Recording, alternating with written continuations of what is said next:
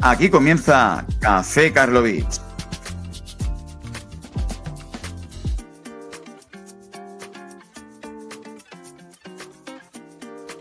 Bienvenidos, bienvenidas, amigos y amigas del fútbol vintage, del fútbol nostálgico, del fútbol retro, en definitiva, del fútbol de ayer que tanto nos gusta recordar y rememorar hoy. Y bienvenido una semana más, como no, a mi gran amigo y compañero Marcos Rojo. ¿Qué tal, Marcos? ¿Cómo estás? ¿Qué tal, Tony? Pues de vuelta a las grabaciones entre semana, después de esa excepción movida por la rabiosa actualidad, ese capítulo que grabamos después de la muerte del Papa Francisco para hablar de su gran afición por San Lorenzo, su gran afición por el fútbol. Y volvemos de nuevo a grabar ya no solo entre semanas, sino, bueno, pues ya casi por la noche, o sin el casi, ¿no? Volviendo a nuestra tónica habitual. Así es, y bueno, es que la ocasión lo merece. Vamos a retomar una sección que tan solo tiene un capitulito de vida, que fue aquel capítulo acerca del Nottingham Forest de Brian Clough y de esas Copas de Europa que hicimos ya hace cosa de mes y medio, un par de meses quizás. Vamos a coger el avión, vamos a viajar desde Inglaterra hasta España y vamos pues bueno, a meterle mano a otro equipo de culto que yo creo, Marcos, que marcó a toda una generación y de hecho voy a retirar ese creo porque la generación a la que marcó fue precisamente a la nuestra. Pues sí, Tony, por suerte o por desgracia, esa generación es la nuestra, ya han pasado años. Y es eso, vamos a hablar de un equipo que desde la humildad que emanaba la figura de su entrañable entrenador, consiguió desafiar a los grandes equipos de la Liga Española e hizo soñar a toda una ciudad con que todo era posible. Porque vamos a hablar del Superdepor de Arsenio Iglesias. Y si hablamos del Superdepor de Arsenio, creo que todos recordaremos principalmente este mítico lance. Quiso la responsabilidad, tira Miroslav Jukic. Atención a Jukic, Jacinto Siete para hacer una liga. Sin ninguna duda. Vale una liga. Atención que va Jukic, vale una liga. Silencio, se rueda. Jukic junto a la pelota, 44 y medio. Va Yugoslavo. Para. ¡Oh!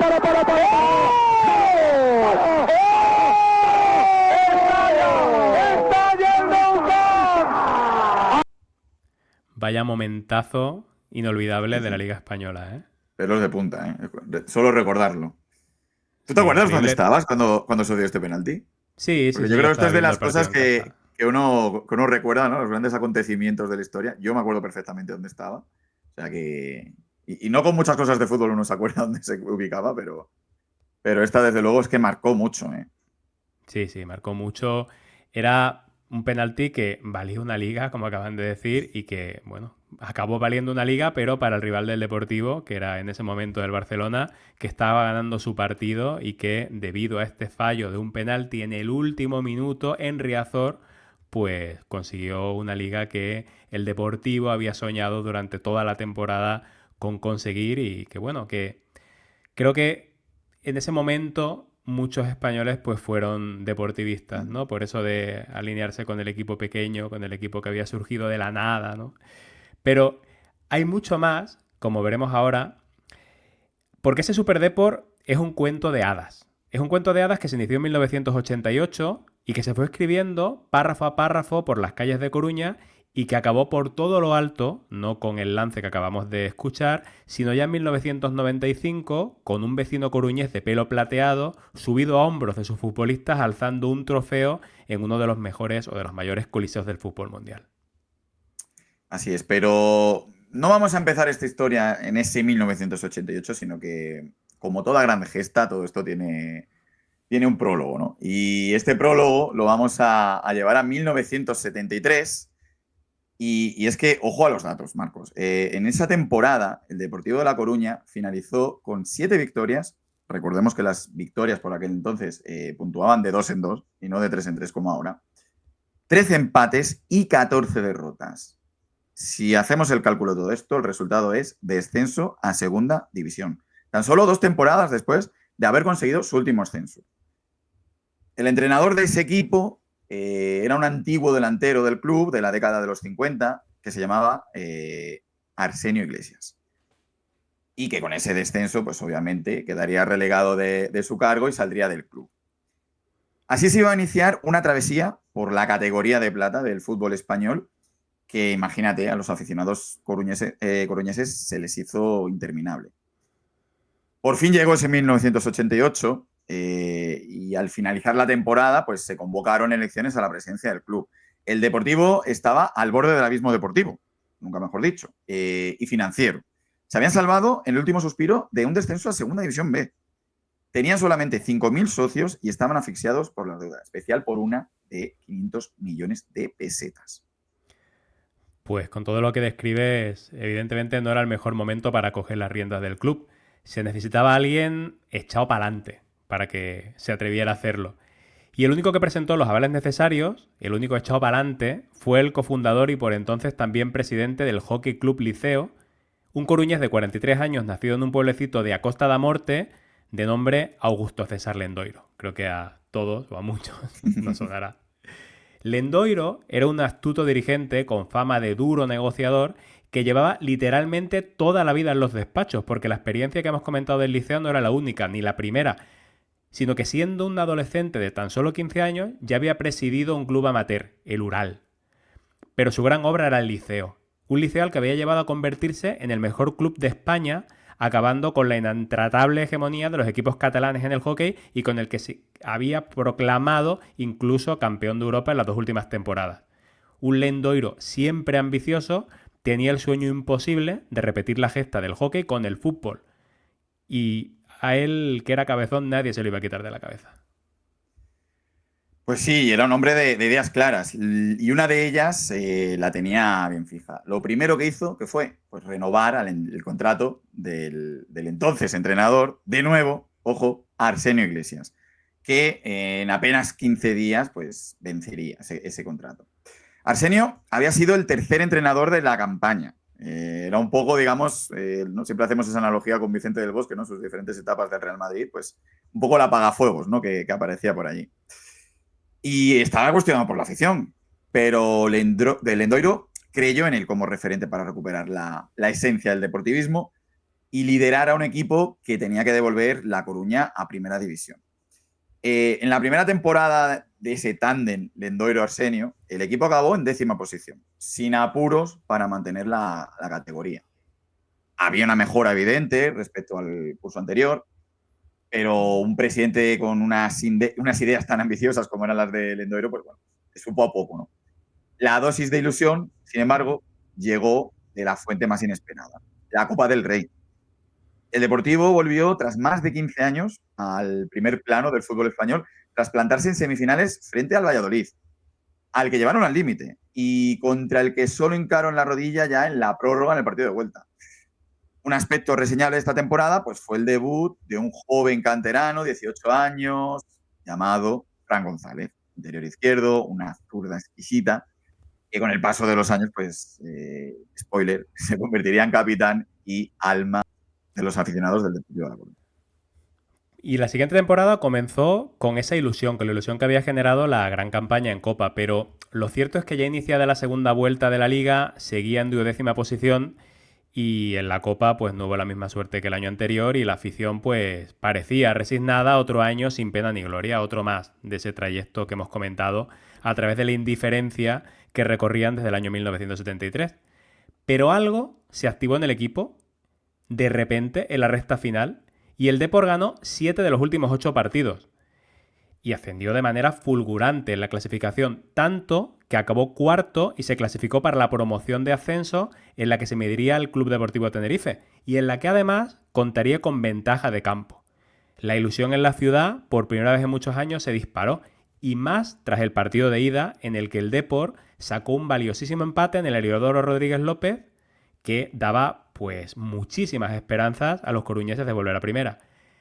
Pero en la vuelta el equipo de Arsenio no pudo imponerse al Tenerife y con un cruel gol en propia puerta el Tenerife se mantuvo en primera y el Depor pues se quedó en segunda, acabando con los sueños de La Coruña. Pues imagínate, ¿no? Fue muy, muy duro esto para los deportivistas. Pero lejos de rendirse, de cara a la 90-91, Lendoiro reforzó la plantilla con nada más y nada menos que 8 fichajes, todos ellos con mucha experiencia. Arsenio siguió el mando, en la que iba a ser su última temporada como entrenador. Ya con 61 años consideraba que tenía que retirarse a descansar en Arteixo. Pero aún tenía ganas y ascendencia y verbo para convencer a sus jugadores de que habían conseguido dar con la fórmula del triunfo en la segunda vuelta del año anterior. Y solo tenían que seguir subidos a la ola para conseguir un ascenso que ya entonces se había convertido en poco menos que una obsesión. Y este año, además, cambiaron la camiseta de la clásica que llevaban en ese momento a un diseño revolucionario de Umbro, que creo que todos recordaremos, con esos números en la manga con la que siempre identificamos al Depor. En ese equipo ya mandaba Fran, junto al carismático defensor uruguayo Martín Lasarte, y a ese equipo llegó en mayo, como refuerzo para los últimos partidos de la temporada, un desconocido defensa de 25 años del FK Rat, que se ganaba además un sobresueldo en su país trabajando en obras en Belgrado y que respondía al nombre de Miroslav Jukic. Ojo, ahí es nada. Recordemos que entonces todavía no había eso de mercado de invierno, mercado de verano, sino que estaba todo bastante más abierto durante toda la temporada. Se podía ir reforzando un equipo. Por fin llegó el partido decisivo, el 9 de junio del 91, en casa, frente al Murcia. Un partido accidentado, porque tuvo que pararse debido a un incendio en la cubierta de la grada de preferencia. Pero que acabó con un 2-0, bastante claro, a favor de los deportivistas, con un doblete del serbio Stojadinovic. Riazor entraba en éxtasis al ver al Depor en primera 18 años después. En las celebraciones, pues imagínate, Marcos, Coruña se volcó con el equipo, despidió a Arsenio como un héroe y en medio del júbilo, Lendoiro arengó a las masas pronunciando una frase que acabaría siendo premonitoria. Barça-Madrid, ya estamos aquí. Sí, una arenga que sonaba a el momento, ¿no? de euforia que se está viviendo y que nadie se tomó en serio, pero que años más tarde se vio que iba bastante en serio, el Lendoiro. Sí. Y ojo, lo que has comentado del incendio, impresionante las imágenes. No hablamos de un incendio pequeño dentro de la grada, sino que hay unas llamas. Bueno, animo a quien esté interesado en ver las imágenes, están colgadas en internet. Y es impresionante el incendio que se montó. Yo no sé cómo luego se pudo jugar, pero es realmente aterrador, ¿eh? No hubo ninguna desgracia personal, parece, pero ojo al incendio que hubo ahí. Y el elegido para sentarse en el banquillo, como sustituto de Arsenio, fue Marco Antonio Boronat. Era un histórico de la Real Sociedad, un entrenador que había acompañado a John Benjamin Toshak dentro del cuerpo técnico de este, y que tras la marcha de Toshak al Madrid se convirtió en primer entrenador de la Real, y a Lendoiro le gustó porque era metódico y tenía métodos modernos de entrenamiento. Le parecía que el equipo necesitaba un poco de eso, tras la marcha de un mito como Arsenio. Siguiendo la analogía que comentabas antes de Del Bosque, igual Lendoiro pensó que el librillo de Arsenio igual ya estaba un poco antiguo y fichó un entrenador moderno como Boronat. No hubo fichajes de relumbrón, pero sí que llegaron ya refuerzos consolidados en primera, que se esperaba que dieran al bloque de segunda el empaque necesario en estos casos, ¿no? Un equipo que en segunda funciona muy bien, normalmente pues sí que necesita algunos retoquitos, porque si no, cuando sube a primera pues nota demasiado la diferencia, y esto fue lo que el Deportivo intentó paliar con esos nuevos jugadores. ¿Qué nuevos jugadores fueron? Pues llegaron el central del Burgos, José Luis Rivera, el lateral derecho del Barcelona, López Recarte, el lateral izquierdo búlgaro, Kiriakov, procedente de su país, y el delantero Claudio Barragán, que venía del Mallorca. Y también llegaba, aunque para ocupar la posición de portero suplente, el veterano Paco Liaño, que había hecho una buena temporada en el Sestao en segunda división y que, bueno, no llamó prácticamente la atención porque, bueno, no dejaba de ser un segundo portero del que se esperaba bastante poco protagonismo. Sí, veremos las vueltas que da la vida, ¿no? Pero el plan Boronat, Marcos, no funcionó. La primera no perdona a nadie, los fichajes no acababan de carburar y el equipo sufrió desde el principio. La ilusión del ascenso poco a poco se convierte en angustia. Y cuando el miedo al descenso volvió a instalarse en Riazor, el presidente tomó una decisión que muchos ya pues veían venir. Como si de John Ramos se tratase, febrero de 1992, apenas 8 meses después de su despedida, Lendoiro fue a buscar ¿a quién? Pues a Arsenio, a su retiro, porque como ocurría en Ramo 2, él era el único que lo podía hacer. El brujo de Arteixo no podía dejar tirado al club de su vida y obviamente pues acabó aceptando el volver a sentarse en el banquillo de Riazor. Se tuvo que jugar la permanencia en la promoción nada más y nada menos que frente al Betis. a cara de perro. Y el entrenador sufrió muchísimo. Tanto que aún es famosa la frase que casi entre lágrimas le dijo al uruguayo Martín Lasarte al certificarse la permanencia: ¿cómo sufrimos, Martín? Y estaba previsto que solo entrenara al equipo hasta final de temporada para salvarlo, como así hizo, pero aún no se sabe cómo Lendoiro convenció a Arsenio para continuar en el equipo la siguiente temporada. No se sabe cómo. Bueno, una pista la dio el presidente muchos años después. Contó que era habitual que cuando negociaban acordaran una cifra y cuando ya estaba negro sobre blanco, la gerente del club le decía al presidente: oye, Arsenio me ha llamado y me ha dicho que sí, que está de acuerdo con la oferta, pero que era neta, ¿no? Que no era bruta. No quería más experimentos Lendoiro, así que hizo la vista gorda, acabó firmando a Arsenio y veremos que le fue bastante bien. Pues sí, y le fue bastante bien porque, ojito también, con los fichajazos que en el verano del 92 van a llegar a La Coruña, tras la ampliación del capital y del club al convertirse en sociedad anónima deportiva, como marcaba por aquel entonces la ley del deporte.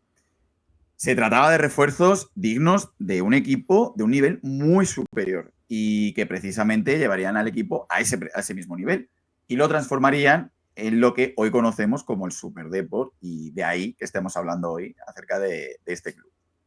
Sí, aquí ya no hablamos de jugadores que fueran a dar empaque al equipo en primera, sino que hablamos de jugadores de mucha categoría. El que más, Bebeto, no hay que presentar a Bebeto, este delantero brasileño, campeón y máximo goleador de la Copa América del 89, venía además de ser máximo goleador de su país con el Vasco de Gama, tras haber despuntado en el Flamengo, y Bebeto quería probar suerte en Europa. Lendoiro lo tenía palabrado para el Depor, pero el Borussia Dortmund se metió en el fichaje y estaba a punto de levantárselo a Lendoiro, y este, pues literalmente, tuvo que volar a Brasil para ficharlo. Y tras varios días de extenuante negociación en la que se dice que tuvo como aliada a la mujer de Bebeto, mujer a la que le vendió, al parecer, que Coruña era poco menos como Río de Janeiro, que oye, tampoco le tiene mucho que envidiar, ¿no? Coruña a Río de Janeiro en algunas cosas. Y resulta que esta estrategia le funcionó, porque el 7 de julio de 1992 Bebeto firmó por el Depor, finalmente rechazando al Borussia Dortmund. Era un delantero de apariencia frágil, pero todo eso lo compensaba con muchísima calidad, con muchísima fantasía. Era un delantero eléctrico de regate seco y pese a lo que parecía por esa cara de bueno que tenía, era un goleador voraz, era ratonero, tenía un disparo ajustadísimo con ambas piernas. Sin duda era el fichaje estrella y la figura sobre la que giraría el Superdeport. Pero es que además no llegó solo, porque sin hacer tanto ruido como Bebeto, llegó casi al mismo tiempo el otro fichaje clave, el mediocampista brasileño del modesto Bragantino, Mauro Silva. Este era un mediocentro impecable tácticamente, físicamente una roca y con una capacidad de distribución que lo convertiría durante años en uno de los mejores mediocentros del mundo. Mauro Silva iba a ser el eje sobre el que giraría todo el equipo. Pues sin duda alguna, Marcos, los dos brasileños eran esos fichajes claves, fichajes estrellas, jugadores franquicias, pero no llegaron solos, porque ese verano también aterrizaron en Coruña dos figuras claves. Por un lado, Adolfo Aldana y por otro lado, Nando. Aldana, recordemos, era un centrocampista ofensivo procedente del Real Madrid, donde era suplente, pero claro, es que era suplente de Michel y Martín Vázquez, no de dos cualquiera. Buscaba más protagonismo y se lo encontró en La Coruña. Un fichaje similar al de Víctor Sánchez del Amo en el Deportivo de Irureta varios años después. Un jugador de plantilla en el Madrid, pero no tan bueno como para ser titular, que en un equipo con menos calidad pues resultó ser clave. Y luego Nando, por su parte, era un lateral izquierdo ofensivo en una situación similar a la de Aldana en el Madrid, pero en el Valencia de Hiddink.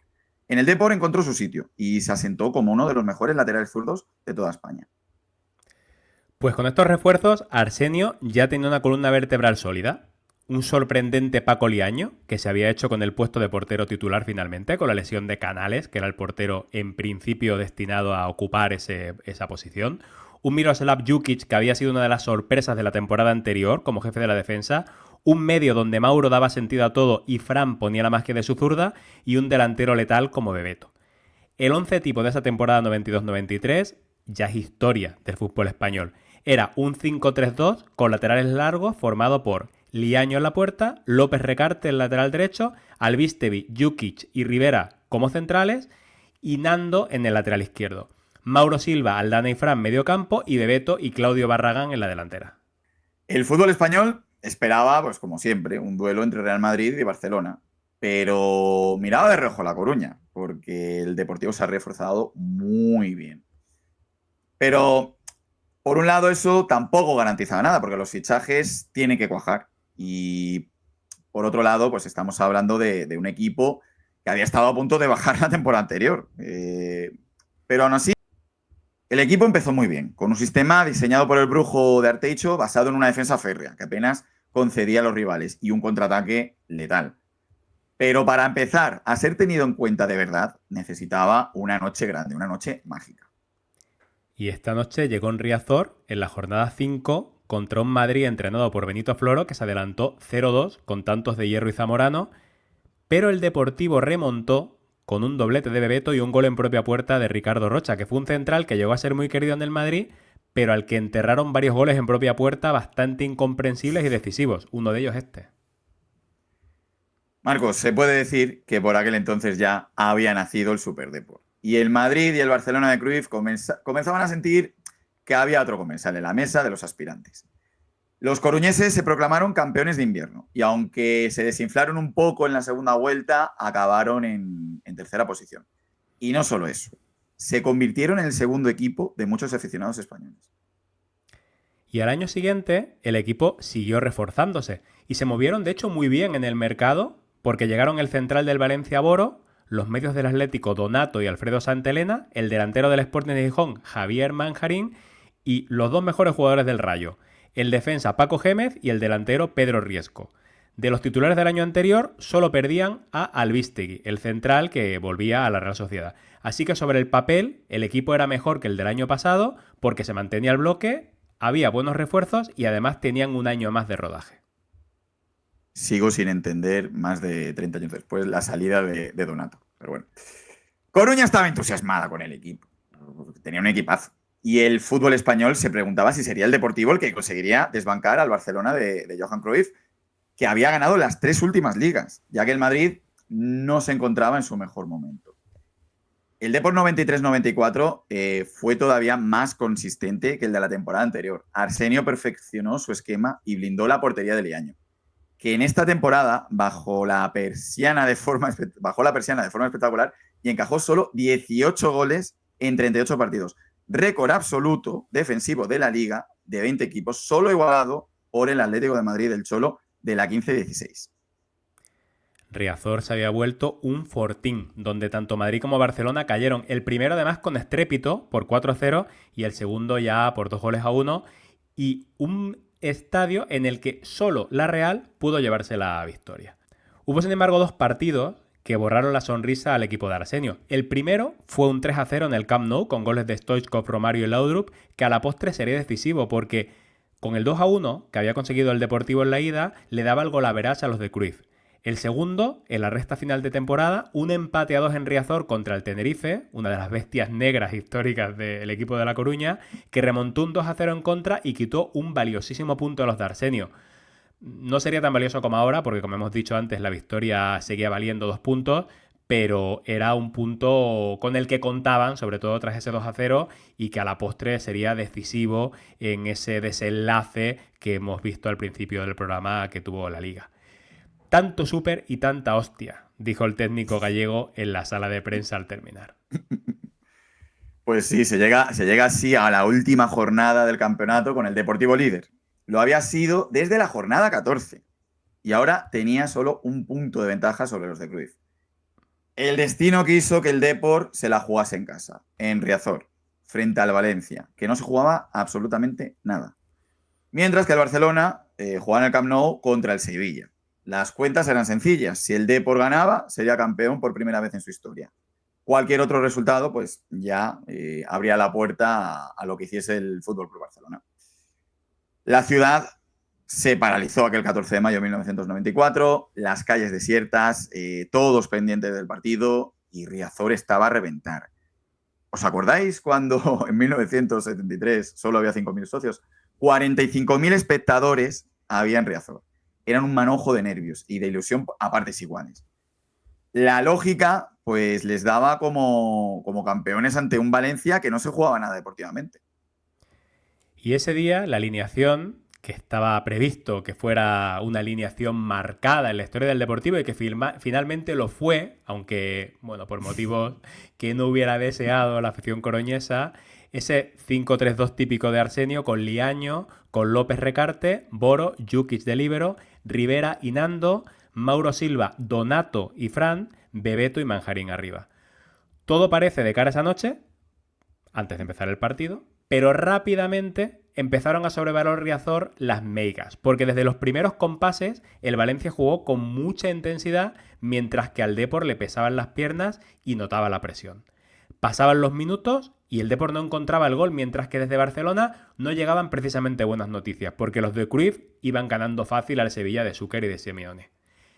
El tiempo se iba acabando y el 0-0 parecía inamovible ya, cuando de repente, en el minuto 89, una internada por la derecha del Depor acaba con un balón al área en el que Bebeto gana el punto de penalti, controla, gira, cede a Nando, que entraba por el carril central, con un toque se intenta ir hacia la izquierda y sufre una zancadilla. Penalti, y Riazor y los jugadores estallaron de júbilo, aunque de pronto el ambiente se congeló, se tiñó de miedo. Estaba muy cerca el título de Liga, pero los penaltis había que meterlos y la tensión se podía cortar con un cuchillo. Así es. Y hemos dicho antes, Coruña paralizada. Yo creo que España entera estaba paralizada porque, salvo los aficionados de Barcelona, el resto de España iba con el Deportivo de La Coruña aquel día. A todo el estadio le vino a la cabeza la imagen del cambio de Donato, solo 15 minutos antes, al que Arsenio había sacado del campo para dar entrada a Alfredo Santalena. Un jugador mucho más incisivo y más apto para el plan de atacar a la desesperada que puso en marcha el entrenador para esos últimos compases. Los capitanes a posteriori consideraron que ese cambio pues, había sido un error. Pero claro, en ese momento pocos imaginaban cuál iba a ser el desenlace. Tras Donato, las miradas pues, se centraron en la estrella del equipo, en Bebeto. Pero Bebeto en el Depor había lanzado 7 penaltis y había metido solo 4. Había fallado los 2 últimos, además, que había lanzado y había perdido mucho la confianza. Siendo sustituido en la lista de lanzadores por ese obrero yugoslavo, Miroslav Jukic. Un jugador frío, imperturbable, elegante y de buen toque de balón. Se acusó a Bebeto de borrarse y esa acusación aún sigue vigente tantos años después. Pero parece que simplemente pues, se respetó el orden preestablecido. ¿Podría haber asumido aún así la responsabilidad a la vista de la situación? Pues es opinable. Pero si no tenía confianza, tampoco parece el mejor momento para ponerse la capa de superhéroe. Sí, bueno, hablando de la capa de superhéroe, aquí somos capitanes a posteriori, ¿no? Parece que, por un lado, Bebeto pues, debería haber asumido la responsabilidad, la estrella del equipo, el máximo goleador. ¿Cómo puede ser que se borre en un momento así? Pero si hubiera cogido la responsabilidad, hubiera tirado y lo hubiera fallado, como había pasado en algunos de los últimos penaltis que había intentado, pues igual se hubiera acusado a Bebeto de exceso de protagonismo, de meterse donde no lo llamaban.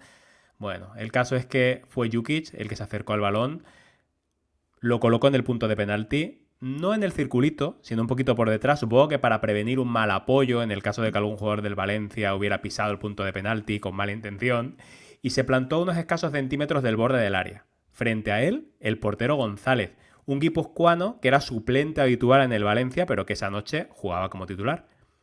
Tomó aire de forma muy evidente, llenando su pecho y subiendo incluso los hombros al hacerlo, lo cual denotaba la tensión que vivía un jugador tan frío como él.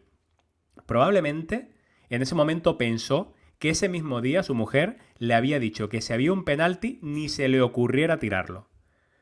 Comenzó la carrera y en medio de ella dudó entre tirar fuerte y esperar al portero, y cuando el balón salió de su pierna derecha quedó claro que no había conseguido ni una cosa ni la otra, porque el disparo salió realmente mal, bastante centrado a la derecha del portero, pero blando. Tanto que González llegó tan cómodamente que incluso se quedó con él. Pocas veces sucede algo así, que el portero ataje un penalti, normalmente se despejan, por muy mal que vayan, ¿no? González se levantó, balón en mano, y celebró su parada con una alegría incontenible. según él, simplemente por un gesto impulsivo de alegría por haberlo parado. Hubo luego polémica con esto, pero no es ahora el motivo de nuestro podcast el hablar de esta polémica post partido que generó esta jugada. Post partido y post temporadas, porque recuerdo luego la vuelta del Valencia a Riazor y sí. Fueron. De hecho, ahí comenzó, se puede decir, esto es el germen, ¿no? La semilla de una rivalidad que creció a lo largo de los años. Imagínate aquel momento, Marcos, eso un funeral. Arsenio se echó las manos a la cabeza al presenciar el fallo, Lendoiro se tapaba la cara con las manos, la grada de Riazor se hundió en la pena y el Deportivo pues perdió la fe. El Barcelona ya había ganado el Sevilla y la pesadilla que los coruñeses no habían querido creerse pues se hacía realidad. El árbitro pitó al final y el Deportivo se quedaba sin liga. Jukic, sentado en el campo, mirada perdida y desolado, fue consolado por un joven Paco Gémez. Bebeto se fue al vestuario llorando y la afición invadió el campo en una bonita imagen para animar a sus héroes, para animar a sus jugadores. Entonces era muy habitual eso de invadir el campo al final de los partidos, sobre todo al final de temporada, pero lejos de otras imágenes que a lo mejor tenemos más en mente, ¿no? De aficiones crispadas, de echar en cara, no. En ese momento fue una unión entre equipo y afición, consolándose mutuamente por esa gran derrota. Depor, gritaba la afición de Riazor, siendo consciente de que habían vivido una gesta inolvidable. Y la rueda de prensa posterior al partido nos mostró un Arsenio triste, pero muy entero a pesar de poco. A pesar de todo. Entero, sabio, sereno, y yo creo que merece la pena ser escuchada. Yo he pasado un mal día, pero una vez que lo pasas tan mal, ahora estaba muy entero, mientras algunos de los jugadores lo estaban pasando muy mal, realmente mal. Yo siento una gran tristeza por esas gentes de la calle que yo veía todos los días, los lunes, los martes, esa gente mayor, esos niños que tenían una ilusión tan tremenda y que yo pensaba que podríamos desilusionarlos porque podía pasar esto. Porque ya no es la primera vez que me pasa, ¿no? O que le pasa a las gentes. Y ha pasado. Hasta fuimos a fallar un penalti cuando no había ni tiempo ni para respirar. Tuvo que darse todo así. Muchas gracias. Hasta la próxima y que Dios reparta suerte.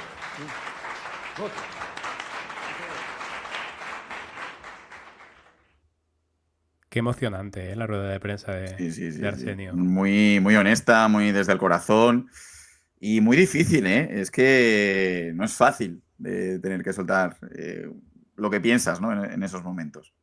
Cuando no había tiempo ni para respirar. Se expresaba muy bien, ¿eh? Desde luego tenía un verbo Arsenio que contagiaba. Apetece escucharlo, una persona humilde, pero con una capacidad de comunicación realmente destacada. Y claro, esto fue un palo para la plantilla, para Arsenio, para la ciudad.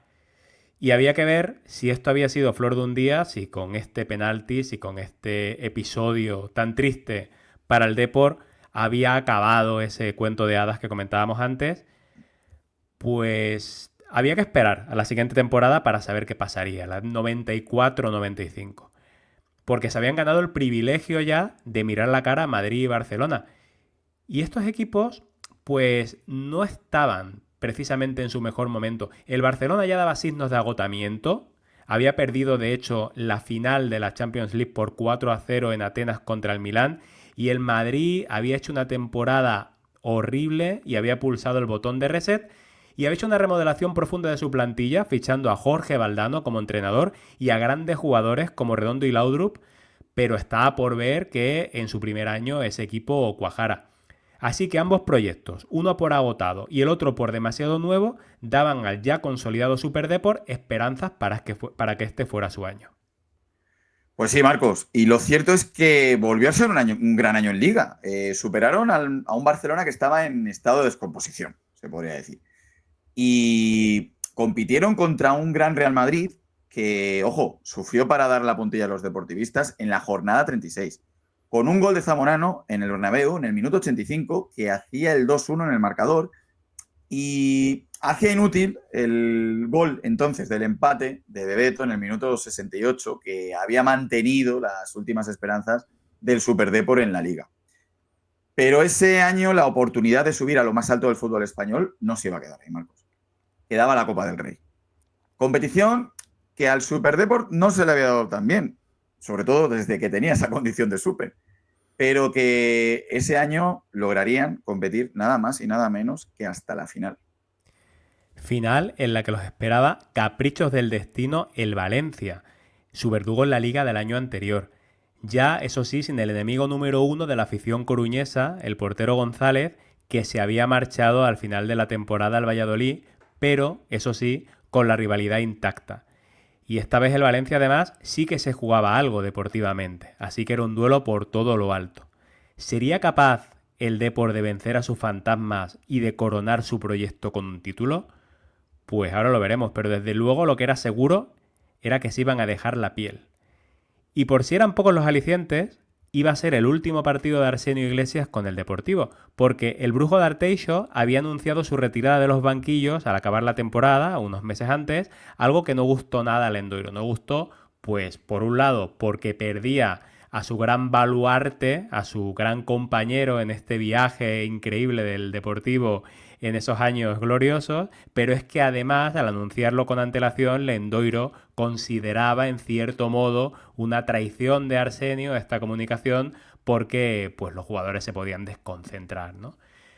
La alineación de esa noche, también grabada a fuego en las mentes de los aficionados deportivistas, fue Liaño en la puerta, López Recarte, lateral derecho, Boro y Rivera como centrales, Jukic como líbero, Nando lateral izquierdo, centro del campo con Donato de medio centro. No estaba Mauro Silva, que esa temporada sufrió muchísimas lesiones y causó baja, Aldana por la derecha, Fran por la izquierda y arriba Bebeto y Manjarín.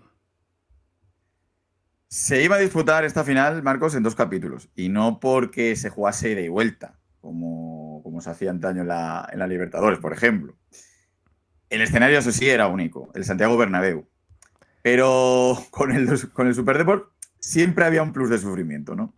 Se podría decir que esta fue la final más larga del mundo y no es porque a los aficionados se le hiciese eterna, sino porque la final se inició un 24 de junio de 1995 y hubo que esperar a terminarla a un 27 de junio. Nos explicamos. Con empate a 1 en el marcador, de repente, en pleno verano, o comenzando el verano, mejor dicho, comenzó a caer un diluvio universal en la capital de España. Tal fue ese diluvio que inundó el césped e hizo que el partido se suspendiese en el minuto 79. Como bien acabo de comentar, hubo que esperar nada más y nada menos que 3 días para que se reanudara esa final. Y así, 27 de junio, los protagonistas volverían al césped del Bernabéu para jugar los 11 minutos restantes desde el 79, en el cual se paró por el diluvio, hasta el 90. Mira, si hubiera sucedido ahora, no hubiera tenido que parar el partido. Hubieran puesto el techo y se acabó. Y ya está. Y esa tarde de la reanudación, al retomarse el encuentro, bajo un sol radiante en este caso, ocurrió algo casi de guión hollywoodiense, porque nada más sacar, a los 56 segundos, Alfredo Santelena, el jugador al que Arsenio había sacado por Donato en el partido de Liga del año anterior para desatascar el partido, lo iba a hacer en esta ocasión. Esta, la segunda oportunidad del Deportivo para hacer historia, para convertirse en un equipo campeón. Delante, ahí está Manjarín. Manjarín, el cambiado hacia Alfredo. Alfredo y gol. Gol de Alfredo. Ha marcado Alfredo. Apenas 1 minuto 56 segundos cuando Alfredo ha marcado este gol para el Deportivo. Apenas reanudado 58 segundos y Alfredo ha marcado para el Deportivo. El 2-1, Alfredo, que ya le dio una copa al Atlético de Madrid aquí en el Bernabéu, jugando frente al Mallorca. Ahí Alfredo se ha llevado el balón y se adelanta a Zubizarreta. Primero se anticipa. Ahí está el envío de Manjarín. Alfredo, que le gana ahí la posición a Camarasa, y ahí se adelanta a Zubizarreta y marca para el Deportivo. El Deportivo se adelanta en el marcador. Bueno, por un lado, ha dejado la grabación para que se escuchara que Alfredo le había dado también un título al Atleti, no digas que no. Sí, eso ya voz populi, ¿no? Eso se sabía, ¿no? De aquella época. No. Hay que escuchar Pues- la narración de José Ángel de la Casa, siempre hay que escucharlas entera. Una narración muy buena, por supuesto, como todas las narraciones de José Ángel de la Casa, pero claro, contaba con el apoyo de las imágenes, cosa que no nos ocurre a nosotros en este caso, así que vamos a contar lo que acabamos de escuchar. Manjarín, que era un jugador con mucha calidad, juega el balón por la izquierda, a pierna cambiada, recorta hacia dentro para irse de Camarasa y cuelga el balón con un toquecito de muchísima clase y Alfredo entra con mucha fuerza, golpea con el pecho, anticipándose al defensa. El balón queda dividido entre él y Zubizarreta al borde del área pequeña. En ese momento, Zubi sale con el puño, pero Alfredo llega antes y cabecea al fondo de la red valencianista. El estadio, que en su mayoría apoyaba al Super Depor porque los neutrales en ese momento iban con ellos, estalló en júbilo. Los últimos 10 minutos pasaron con muchos nervios, pero el marcador ya no se movió. Exacto, no hubo ningún tipo de sorpresa más, ni penaltis raros, ni incendios, ni diluvios, ni nada que se le pareciese. El Depor por fin, Marcos, por fin era campeón. Y era campeón nada más y nada menos que de la Copa del Rey. Por fin la suerte no les era esquiva y conseguían levantar un gran trofeo. Arsenio Iglesias, a sus 64 años, como bien describías en los prolegómenos de este capítulo, aupado por sus jugadores, con su clásica camisa de manga corta de un hombre humilde de Arteixo, alzaba al cielo de Madrid el trofeo que tanto merecía y que tanto se había ganado. Es la imagen más icónica del Super Depor, el broche de oro y el cierre de un ciclo que llevó a un equipo desde la irrelevancia de luchar por la permanencia en segunda división hasta codearse de tú a tú con los grandes. Todo ello bajo el mando de dos coruñeses de Acosta de Monte, un presidente soñador y un viejo zorro plateado de los antiguos. Y habría después una segunda versión del Super Depor, que probablemente superó a esta versión de Arsenio. Ese equipo de Jabo Irureta, esa segunda versión ya contaba con un equipo que por plantilla sí que podía mirar de tú a tú a los grandes de España e incluso a los grandes de Europa. Ese Super Depor 2.0 sí que se llevó una liga con aquel cabezazo de Donato contra el Español y a punto estuvo de hacer historia en las Champions, donde compitió muy bien, se hizo un nombre en Europa con victorias tremendas, recuerdo una hora contra el Manchester United, por ejemplo, en Old Trafford, y se quedó Milán, a un también penalti. en San Siro, acuérdate de aquella actuación. Sí, o sea, ese Deportivo realmente era un grande de Europa, ya no solo un grande de España. Y se quedó a un penalti de Derlei, del jugador del Oporto, de jugar una final contra el Mónaco en la que hubieran partido como favoritos. Hubiera sido, imagínate, el éxtasis total. Pero de nuevo se quedaron a las puertas de algo muy grande. Si no, pues, hombre, no hubieran llegado a ser el Nottingham de Brian Clough, pero hubiera sido algo tremendo, ¿no? Un equipo tan humilde como el Depor, llegando a lo más alto del fútbol mundial. Pero a pesar de todo, a pesar de que existió esta versión 2.0 del Depor, para mí el Super Depor original de Arsenio tiene un toque especial. Ese toque de equipo humilde, ese toque de cuento de hadas, como hemos dicho al principio, ese Arsenio en el banquillo, aunque Irureta también era una persona pues muy humilde y muy campechano y que caía muy bien, pero ese primer Super Depor tiene algo especial. Sí. Yo creo que ese segundo Super Depor, con muchísimo mérito, por supuesto, yo, por ejemplo, lo comparo más, si lo traspolamos, ¿no?, al fútbol actual, a lo mejor a un Villarreal, ¿no? Equipo de orígenes humildes, pero que, oye, que ya son equipos con presupuestos serios, con una gran infraestructura de club grande, pero como bien dices, ¿no?, ese aroma de cenicienta, de equipo que nadie se espera, por decirlo de algún modo, del Leicester, ¿no?, de hace unos años en Premier, fue aquel primer Super Depor. Tras esta gran etapa, tras este segundo Super Depor del gran Jabo Irureta, pues el equipo inició una vertiginosa caída a los infiernos. Los años buenos lo eran tanto que no se prestó atención a que se estaba hipotecando a un club que a día de hoy ha vuelto a un punto aún peor que el del año 1988, ¿no? Pero no queremos acabar este episodio con tristeza, sino evocando con nostalgia a aquel equipo pues, que nos hizo soñar a todos y que, como he dicho antes, aquel penalti de Djukic, yo creo que prácticamente, menos obviamente los aficionados del Fútbol Club Barcelona, el resto de aficionados al fútbol, queríamos que lo hubiese marcado, ¿no, Marcos? Bueno, un equipo, Tony, totalmente inolvidable. Ahora ya, como dices, parece mentira, ¿no? Al ver al Deportivo en la situación actual, parece mentira que ese equipo pudiera llegar a ser un grande de España y posteriormente un grande de Europa. Pero bueno, se pudo vivir al menos esa época en Coruña, esa época de ilusión máxima por el equipo. Esperemos que pronto puedan volver a... Bueno, muy difícil, ¿no? Que puedan repetir y puedan volver a saborear las mieles del triunfo, pero al menos volverlos a ver en primera y compitiendo, ¿no? Bueno, de momento este año ya están rememorando esa rivalidad contra el Tenerife, aunque parece que va a ser solo esta temporada. Saludos, Kevin. Hasta aquí llega este capítulo. Marcos, muchas gracias por traernos de vuelta a este Super Depor, a este cuando fuimos los mejores. Nada, Tony, un placer hablar de este equipo y nada, pronto volveremos con un cuando fuimos los mejores. No revelaremos todavía de qué equipo hablaremos, pero ya hay en cartera un nuevo capítulo de esta nuestra sección. Y gracias, como siempre, a todos vosotros por estar ahí, por apoyar el proyecto. Ya sabéis, podéis seguirnos en nuestras redes sociales, en X, @cafecarlovich. En YouTube os podéis suscribir, daros a la campanita, like, comentarios, sugerencias.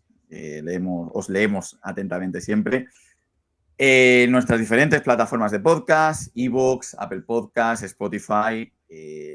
Ya sabéis, nos podéis encontrar en todos estos sitios. Y recordad siempre que esta noche juega el Trinche.